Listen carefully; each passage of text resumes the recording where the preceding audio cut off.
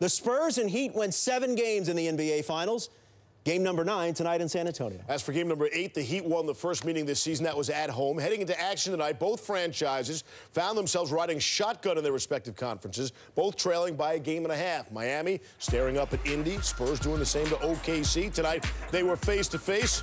We'll get to LeBron's face shortly. Spurs have struggled this season against top 5 teams in the league, going 1-10 against them. And, of course, taking on the top 5 team tonight, Tony Parker. What a tremendous effort by Parker.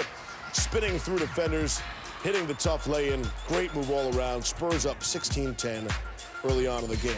All right, as for the mask, who is that masked man? Why, that's LeBron James. He would take it off midway through the first quarter, decided to leave it on the scorer's table. We were under the impression he was supposed to wear it for another week. Here's LeBron. How would that impact him? Well, he can't finish the alley-oop. And after an offensive rebound, he can't finish the reverse lay-in. No editing required. Tim Duncan brings the ball up. Keep an eye on LeBron, and LeBron not keeping an eye on Thiago Splitter, who beats James down the court. Spurs up 30-16. A few plays later, LeBron misses the lay-in. What is up with that? Patty Mills to Manu Ginobili. LeBron down at the other end, lobbying for a foul. Spurs at a 37-22 lead. Heat down 14. Here's LeBron finally making one of these. He trails 62-51, so I don't know what Pop was so upset about in the third quarter. Here come the Heat. Is this the run?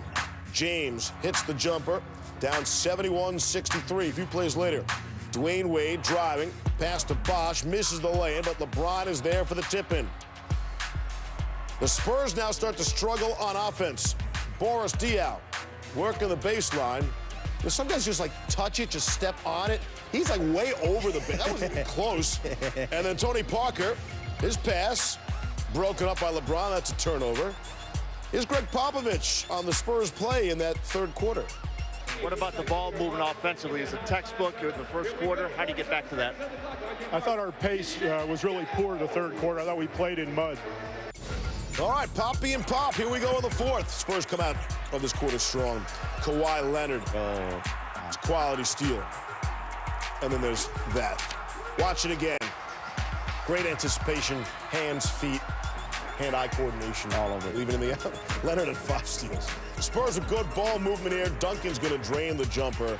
Spurs are going to win this one, and rather easily. 111-87. LeBron held to 19. Timmy had 23 and 11. Very good. San Antonio gets the win. Still just 2-10 against top 5 teams in the league, not named Spurs. 1 win against the Blazers last month, the win over the Heat on Thursday night. That 34-6 record against the rest of the NBA may not mean much come playoff time when you only play the very best. As for LeBron, both his shooting and his mask were off tonight. Well, I missed 2 layups, in the first quarter, and I missed 2 jumpers. And they played me the same way they played in the finals. They went under all my pick and rolls and, dared me to shoot, and they just didn't go. Once we got down double digits, and finally we did pick up our intensity defensively. When you're playing catch-up the whole game, it's not an excuse, but it looked like we were pressing and trying to make 10-point plays. They're a good offensive team, but we are too. We're good at what we do, and we believe in what we do, so we'll be fine. It's the NBA, so we just got to do what we got to do to try to get back on track. It's got another game on Sunday versus a very tough team on the road and tough play, so hopefully we can right the ship.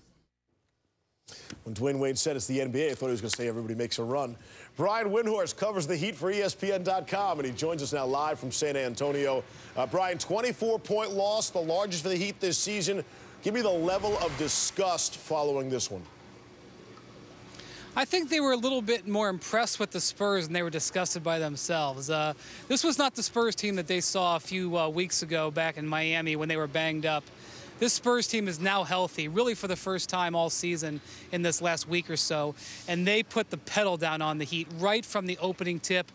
Got a huge lead in the first quarter, never looked back, and the Heat, frankly, weren't ready for it. This was a bounce-back game for the Heat. It was supposed to be, at least, and they did not bring the energy anywhere near their hosts did tonight. Brian, let's talk about the mask. So much made of LeBron's mask. First, it started out being black and And then, of course, he put on the white mask. And then we were under the impression he was supposed to wear the mask for another week, and he ditched it in that first quarter this evening. Of course, he went on to have a terrible shooting night. What's up with the mask? Well, let me tell you who else was upset and surprised. His wife, Savannah. She sent him a text message that he got at halftime saying, put that mask back on. You're going to re-break your nose. But LeBron was just totally uncomfortable tonight. He was uncomfortable with the mask. He threw it off. He was uncomfortable with the shooting and that sleeve jersey. He said after the game, I hope we never have to wear them again this season. And he got the good news that they don't have to wear them again this season. 6 of 18 tonight. He pointed out, hey, I was 0 for 7 on three-pointers in the All-Star game wearing this, and I was no good on Christmas wearing it either. So he was unhappy in his jersey. He was unhappy in his mask. Just a generally uncomfortable night for LeBron. You know, when you hear about teams like Golden State the other night, they had a real quality victory at Indiana. Pacers never lose at home. You wonder about a big confidence boost for the Warriors. And do you ever worry about the confidence of the Heat? I mean, there's still LeBron and D-Wade and Bosh. There's still the Heat. How does this loss tonight impact them moving forward? Well, the Heat don't get worried about anything in the regular season, but I think they got caught being a little full of themselves. You know, they had that win Monday against the Bobcats. LeBron puts up 61. They celebrate that win. They come to Texas for 2 tough games. They played in Houston on Tuesday night, play here in a finals rematch tonight, and they didn't bring it at all. And all you need to know about it is this is the first time in the Big Three era, so we're talking 3.5 seasons now, that they lost back-to-back games where they trailed wire to wire. So certainly their opponents were top-notch, but they did not bring their game, and they may have gotten a little full of themselves after that 8-game win streak. Brian, is that you pressing the button for the buzzer? No, but I think we're getting kicked out.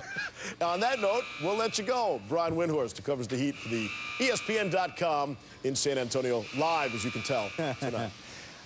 I think we may have asked one too many Heat question. Recently, Kevin Durant's nickname was up for discussion. Durantula, Slim Reaper, the Servant, all mentioned.